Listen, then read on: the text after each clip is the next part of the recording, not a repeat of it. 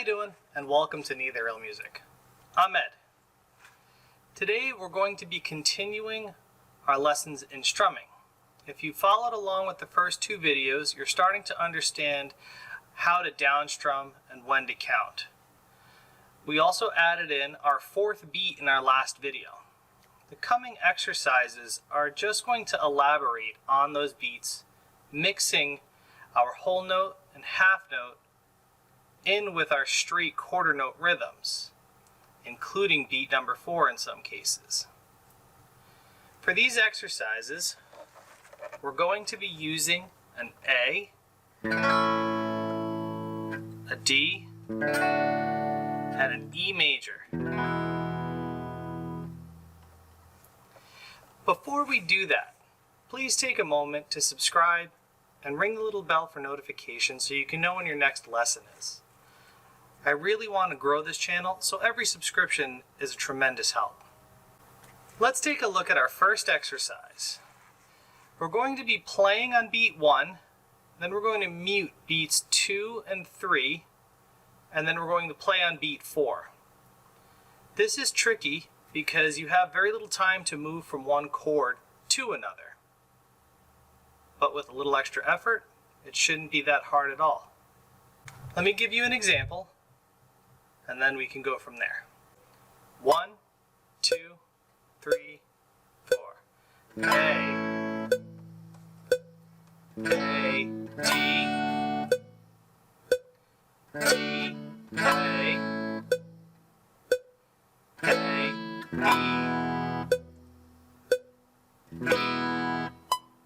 If you have to, follow along with this exercise by hitting pause and using your own metronome and working out the speed that is best for your hands. My metronome is usually set to 60 for most of my exercises. So if you can't play it at the beat that I'm showing you, you can always slow it down at home. Now I'm going to give you an opportunity to play it 12 times in a row so you have something to practice along with. 1, 2, 3, 4. A, A, D, D, A,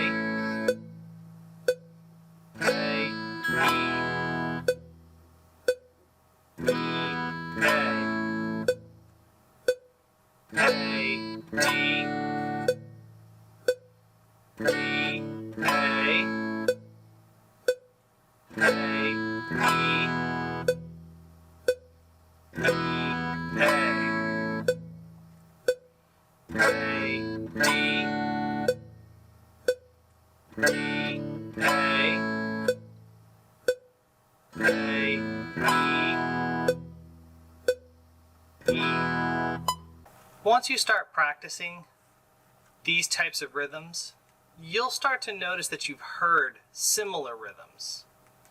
If you take a rhythm like this and you compare it to a Beatles tune, you might start to hear things that you've already played, but with different chords. So rhythmically the same, but a different chord pattern. Now let's take a look at our second exercise. This may seem easier than the first one, but it's going to lead up to what we're going to do afterwards. So we're going to strum on beat 1, mute beat 2, and strum on beat 3, and then again on beat 4. So let's take a look at this example. 1, 2, 3, 4.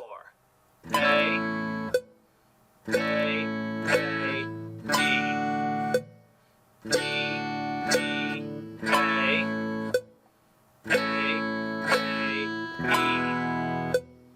E, E. With these basic rhythms that you're working on, it really is important to make sure you're doing them right. So if you're not counting along with what you're doing, or in my case, saying the letters out loud so that you know when you're correct and when you're incorrect, then you're going to find yourself making small mistakes and your song's not sounding as good as they could. Moving off just a little from one beat too often makes the song sound incorrect. If you do it occasionally and it's just a mistake, usually by the time you've gotten to the end of the song, as long as you haven't done it again, nobody knows. Let's take a look at this exercise for 12 times in a row so you can practice along. 1, 2, 3, 4. A, A, A, D, D, D, A,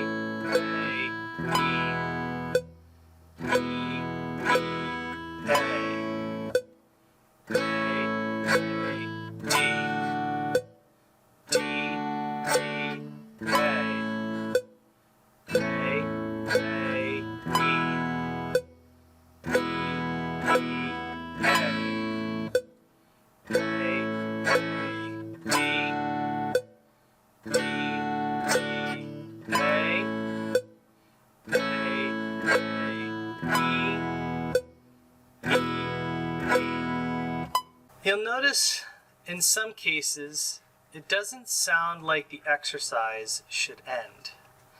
This is something called a resolution. For the exercises that you're doing in today's video, all you do is play the letter A after the last E in any exercise. It'll sound like this pattern has ended. Exercise 3 in this video starts to mix our half notes and our quarter notes together. We're still going to have a mute on beat number 2 for this exercise. So let's take a look at it. 1, 2, 3, 4. A, D, D, E.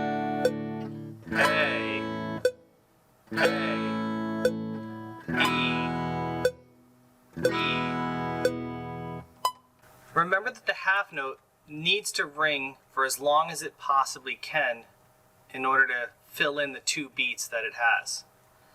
If you end it a little early, most of the time it'll go unnoticed. If you end it too early, it'll stick out, very obviously. So let's take a look at this exercise for 12 measures. 1, 2, 3, 4. A, D, D,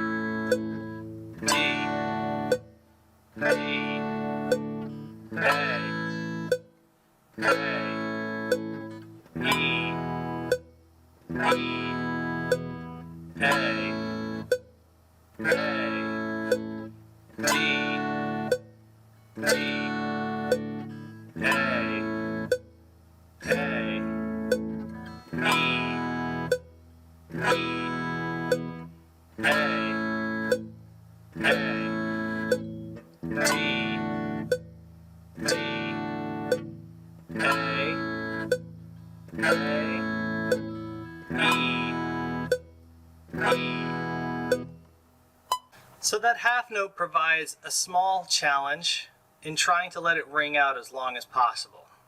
Remember what I said, don't cut it off too early. Try to let it ring throughout all 2 beats. Even if you let it ring into the next chord, it will be better than cutting it off too soon.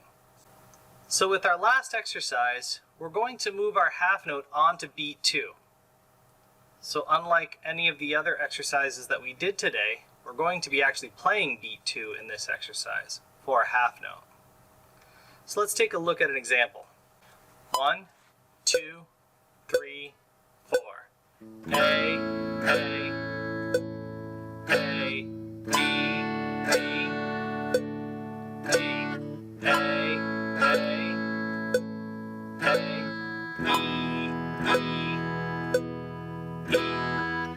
So that longer beat in the middle might throw you off, and it might make you think that you should mute beat 3.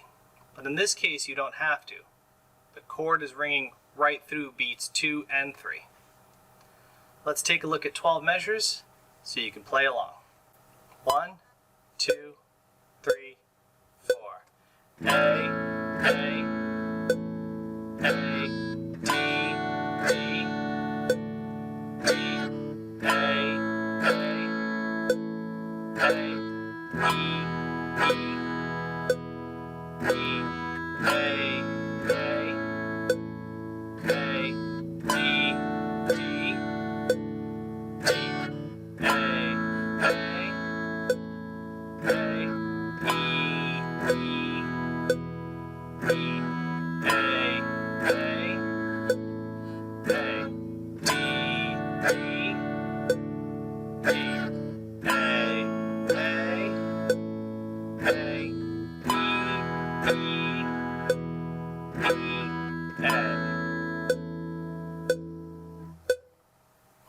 Notice how on that exercise I added an extra A at the end of it. This is to resolve the pattern. This is what I was discussing earlier when I said that if you want to make any pattern sound like it's completely over, in this particular exercise, just play an additional A at the end of the sequence. So at the end of the E, just play one A and let it ring. I really hope these videos are helping you get a handle on how strumming actually works. Eventually we're going to be adding in the up strum, but I have one more video of just exercises for you to work on so that you can become a little bit more proficient in what you're doing. If you enjoy these lessons, please subscribe. Ring the bell for those notifications. Your next lesson comes up pretty frequently. If you have any questions, please put them in the comments below. I really do enjoy the compliments, but I'd rather answer your questions to help you move forward. Good luck and good practice.